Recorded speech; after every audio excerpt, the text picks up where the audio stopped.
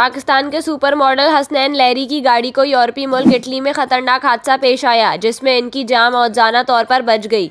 हसनैन ने इस बात का इंकशाफ अपनी इंस्टाग्राम स्टोरी पर किया, जिसमें उन्होंने बताया कि यह हादसा इन्हें इटली के मशहूर सयाहती मुकामी अमाल्फी कोस्ट में पेश आया, जिसके बाद इन्हें एक नई जिंदगी मिली है।